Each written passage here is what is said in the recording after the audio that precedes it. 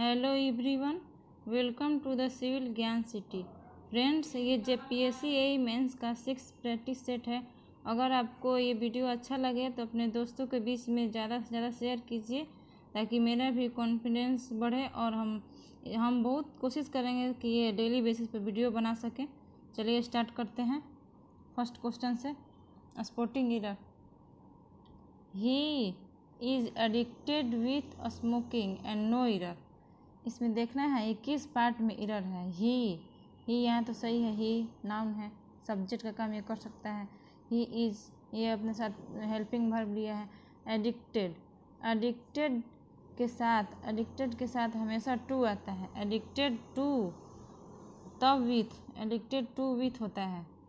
ऐसे तो हम लोग नॉर्मली जानते हैं, कोई बोल सकता है कि यहाँ पे एडिक्टेड, यहाँ पे टू जो है प्रीपोजिशन है और फिर प्रीपोजिशन, दो प्रीपोजिशन एक साथ नहीं लग सकता है। लेकिन नहीं, ये एक्सेप्शन है कि एडिक्टेड टू ये साथ में वर्ड आता है। एडिक्टेड टू साथ में वर्ड आता है, ये फ्रेजल वर्ड हो गया। और ये विथ ये प्रीपोजिशन है। इसके बाद V4 होता है, वर्ब का चौथा रूप होता है V4। तो किस पार्ट में एरर है? तो बी पार्ट में एरर है। यहाँ पे एडिक्टेड टू होना चाहिए, एडिक्टेड टू, फिर उसके बाद with smoking and no error. तो किस पार्ट में एरर है? बी में है, तो करेक्ट आंसर बी होगा। चलिए नेक्स्ट देखते हैं। I have known him since 2 years and no error. I have known him since 2 years। Since और फॉर का प्रयोग दो टेंस में किया जाता है, प्रेजेंट परफेक्ट में और प्रेजेंट परफेक्ट कंटिन्यूअस टेंस दोनों में किया जाता है। लेकिन यहाँ देखना है, ये जो सिंस है यहाँ सिंस होगा या फॉर होगा, सिंस होगा या फॉर होगा। यहाँ तक तो सही है क्योंकि दो सेंटेंस में किया जाता है। तो यहाँ पे प्रेजेंट परफेक्ट है और प्रेजेंट परफेक्ट कंटिन्यूअस में भी किया जाता है और प्रेजेंट परफेक्ट टेंस में भी किया जाता है। यहाँ प्रेजेंट परफेक्ट तो है, फिर कहाँ एरर है? तो यहाँ पे जो सिंस है, सिंस यहाँ पे नहीं होगा, यहाँ पे फॉर होगा क्योंकि 2 years है। 2 years माने अनिश्चित दिन, इंडिफिनिट के लिए हम लोग फॉर का यूज करते हैं और डिफिनिट समय के लिए हम लोग सिंस का प्रयोग करते हैं। तो यहाँ पे इनडिफिनिट 2 years माने कितने, कौन सा 2 साल से, ये तो फिक्स नहीं है, इंडिफिनिट है, अनिश्चित है, तो यहाँ फॉर होगा। तो यहाँ पे सी ऑप्शन में गलत दिया हो तो करेक्ट आंसर सी होगा। चलिए नेक्स्ट देखते हैं। He is junior than all his friends and no error. He is junior than all his friends and no error. ये जूनियर है, जूनियर, सीनियर, सुपीरियर, ये जो होता है, ये वर्ड जो होता है 3-4 वर्ड होता है, और भी बहुत सारे वर्ड हैं। इसके बाद जो होता है टू होता है, इसके बाद कंजंक्शन टू होता है। कंजंक्शन बोल सकते हैं या प्रीपोजिशन यहाँ पे टू होता है, देन ना होकर के यहाँ पे टू होता है। तो अब किस पार्ट में है एरर? बी पार्ट में है, तो करेक्ट आंसर बी होगा। चलिए नेक्स्ट देखते हैं। कंडीशनल सेंटेंस है, 4th नंबर में कंडीशनल सेंटेंस है। Had you work hard you will have passed and no error. यहाँ पे हैड यू वर्क हार्ड यानी पास्ट परफेक्ट है, पास्ट परफेक्ट टेंस है, पहला भाग पास्ट परफेक्ट टेंस है, उसके बाद भी ये भी पास्ट में होना चाहिए। यू विल हैव पास्ट में होना चाहिए। तो यहाँ पे ये स्ट्रक्चर ही होता है कि हैड यू, यहाँ पे अगर ये पास्ट में हो, पास्ट परफेक्ट में हो, तो आगे यू वुड हैव होता है, वुड हैव यहाँ पे होता है, विल हैव नहीं होता है, वुड हैव होता है। यहाँ पे वुड हैव होता है। तो किस पार्ट में एरर है? सी पार्ट में, तो करेक्ट आंसर सी होगा। चलिए नेक्स्ट देखते हैं। He work hardly to make both ends meet and no error. He work hardly to make both इन मीट एंड नो एरर। यहाँ पे देखेंगे यह सब्जेक्ट ही है, ये वर्ब है, ये हार्डली एडवर्ब हो गया, हार्डली एडवर्ब यहाँ पे दिया है। ही वर्क है, ऐसे भी हम लोग यूज करते हैं वर्क हार्ड, तो यहाँ पे हार्ड नहीं होगा, यहाँ पे हार्डली हार्डली यहाँ पे नहीं होगा, यहाँ पे हार्ड होगा। ही वर्क हार्ड, ही वर्क हार्ड, तो यहाँ पे हार्डली नहीं होगा, तो किस पार्ट में ही जा रहा है, ए पार्ट में, तो करेक्ट आंसर ए होगा। चलिए नेक्स्ट देखते हैं, ग्रुप बी में सेंटेंस इम्प्रूवमेंट है। The concert will start when the conductor comes. यहाँ जो अंडरलाइन वर्ड है conductor comes, when the conductor comes, इसी को हम लोग इम्प्रूव करना है हमको।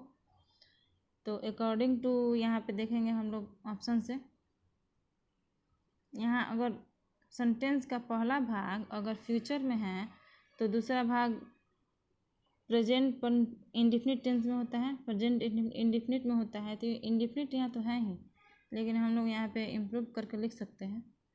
यहाँ पे देखेंगे ऑप्शन से, व्हेन द कंडक्टर एरिव्स, एरिव्स जो है ये भी प्रेजेंट इंडिफिनिट टेंस है, एरिव्स, तो यही ऑप्शन सही होगा।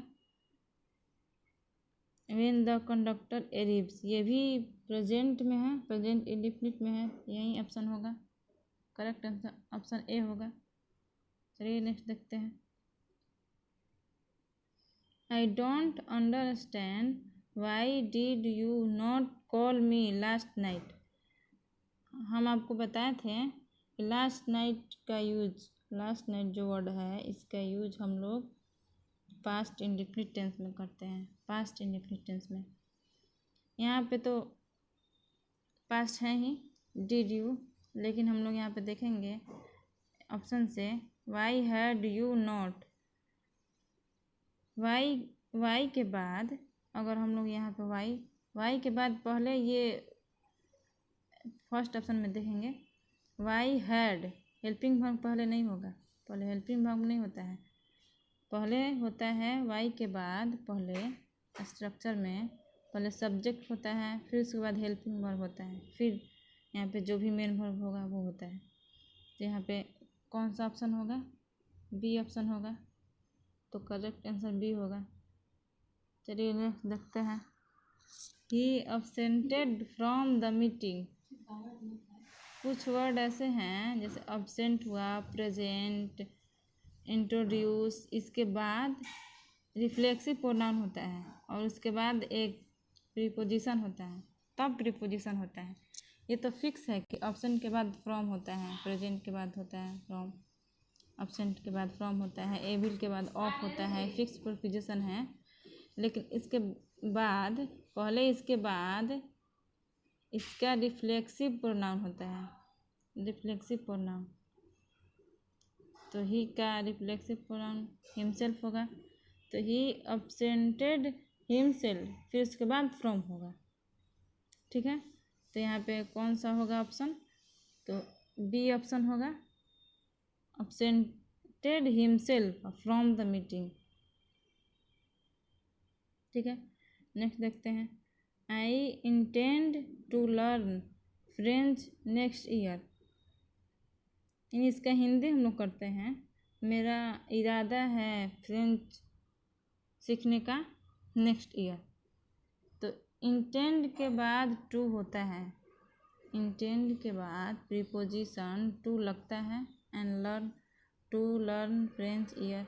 यहाँ पे तो कोई गलती नहीं लग रहा है, यहाँ सही है, यहाँ पे कुछ हम लोग इम्प्रूव नहीं कर सकते हैं, तो क्या हो जाएगा, यहाँ पे करेक्ट आंसर डी होगा, नो इम्प्रूवमेंट। चलिए स्टार्ट करते हैं, नेक्स्ट देखते हैं। It is time we live, it is time we live, जो अंडरलाइन वर्ड है लिव है, तो यहाँ पे एक रूल होता है, it is time, it is time या it is high time, high time के बाद प्लस सब्जेक्ट प्लस V2 यानी पास्ट इंडेफिनिट टेंस होता है। सब it is time and it is high time के बाद पास्ट इंडेफिनिट टेंस होता है। यहाँ पे लीव है तो लीव का सेकंड फॉर्म क्या होगा, लेफ्ट होगा। लीव लेफ्ट लेफ्ट होता है तो यहाँ पे क्या होगा, लेफ्ट होगा। तो करेक्ट आंसर ए होगा, लेफ्ट। चलिए नेक्स्ट देखते हैं। ग्रुप सी सेलेक्टिंग वर्ड या फिलर है। If she dash a bird she would fly, ये कंडीशनल सेंटेंस है। इफ़ सी कंडीशनल सेंटेंस में इफ़ के बाद सब्जेक्ट कोई भी हो, first person second person third person कोई भी हो, हमेशा और हमेशा वेयर ही होता है, वेयर होता है, हमेशा और हमेशा वेयर होता है। यहाँ ही भी रहेगा तो वेयर होगा, यू भी रहेगा तो वेयर होगा। इसका हिंदी होगा यदि वह पक्षी होती तो आकाश में उड़ती। ये कंडीशनल सेंटेंस है, यदि वह पक्षी होती तो आकाश में उड़ती। If she were a bird she would fly. ठीक है, तो यहाँ पे करेक्ट आंसर सी होगा, वेयर होगा, सी होगा। चलिए नेक्स्ट देखते हैं। My brother dash a house by the ship. यहाँ पे हम लोग देखेंगे my brother a house by the ship. Option का देखेंगे, ऑप्शन लुक्ड फॉर मतलब ऐसे ही देखना होता है, देखना या देखना। ठीक है, लुक्ड इनटू मतलब देखभाल करना, लुक इनटू मतलब देखभाल करना, किसी का देखभाल करना। लुक्ड अबाउट मतलब होता है जांच पड़ताल करना, जांच करना, परीक्षण करना। ठीक है, लुकिंग फॉरवर्ड टू यहाँ होगा नहीं, लुकिंग फॉरवर्ड टू भी नहीं होगा। ठीक है, तो यहाँ पे देखेंगे हम लोग कि कौन सा ऑप्शन एग्जिट करेगा। My brother a house by the ship मतलब मेरा भाई घर देखने गया शिप से, बाय द शिप। यहाँ पे नॉर्मली देखने के केस में है तो लुक फॉर होगा, लुक फॉर मतलब देखना होता है। ठीक है, ये तो करेक्ट आंसर ए हो जाएगा। चलिए नेक्स्ट देखते हैं। He is indifferent alike dash praise and blame. He is indifferent alike dash praise and blame. तो इनडिफरेंट के बाद प्रीपोजिशन ट्रू होता है, इनडिफरेंट के बाद प्रीपोजिशन हमेशा ट्रू होता है। ठीक है, तो यहाँ पे कौन सा ऑप्शन हो जाएगा, ट्रू हो जाएगा, यानी ऑप्शन बी हो जाएगा करेक्ट आंसर। चलिए नेक्स्ट देखते हैं। There is a cinema near the station. ये क्वेश्चन टैग है। ठीक है, ये क्वेश्चन टैग का क्वेश्चन है और डैश यहाँ पे करना है, फिल करना है। तो जो हेल्पिंग वर्ब होता है क्वेश्चन टैग में, जो हेल्पिंग वर्ब होता है, हेल्पिंग वर्ब यहाँ पे देयर इज है तो यहाँ पे इज तो होगा। ठीक है, यहाँ पे इज होगा। और यहाँ अगर सेंटेंस अगर पॉजिटिव में है तो यहाँ पे निगेटिव करते हैं, निगेटिव करते हैं। निगेटिव करेंगे तो क्या होगा, इजंट, इज नॉट।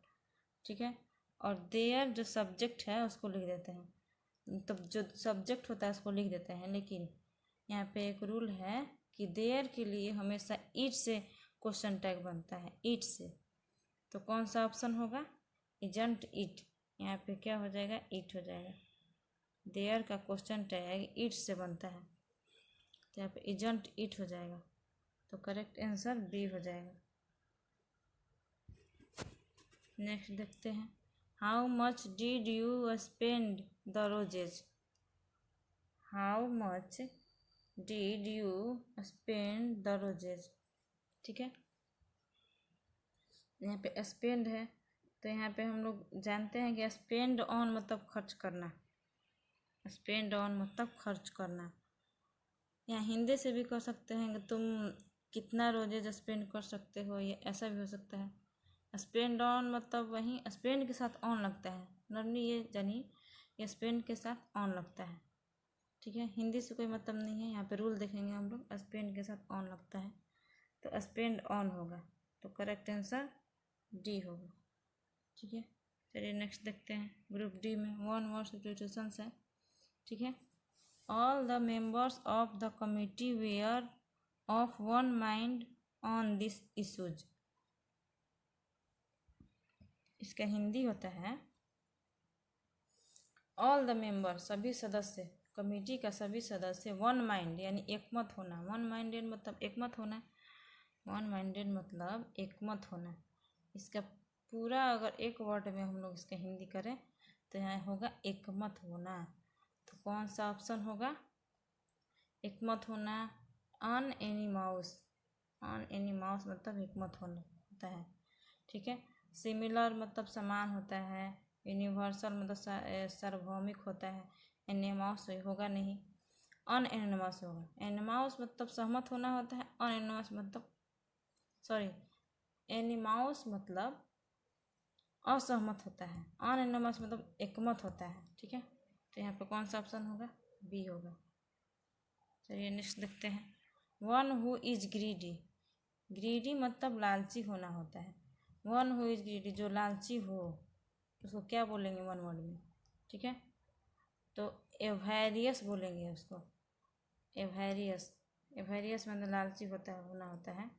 एवेरियस यहाँ पे होगा, तो करेक्ट आंसर बी होगा। ठीक है, ओमनीवोरस कार्निवोरस से तो जानते हैं, ओमनीवोरस कार्निवोरस यहाँ होगा नहीं। ठीक है, तो यहाँ पे होगा एवेरियस मतलब लालची। चलिए नेक्स्ट देखते हैं।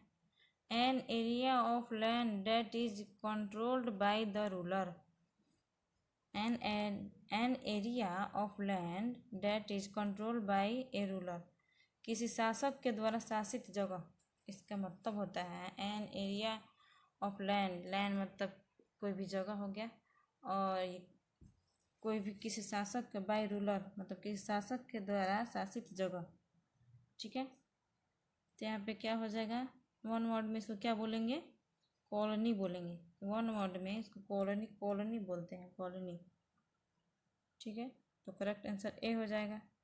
नेक्स्ट देखते हैं। A place where Jews worship according to their religion, एक ऐसा जगह जहाँ जेव यानी यहूदी होता है। जेव मतलब यहूदी अपने रिलीजन के अनुसार पूजा करते हैं। ठीक है, उसको क्या बोलेंगे हम लोग एक वर्ड में?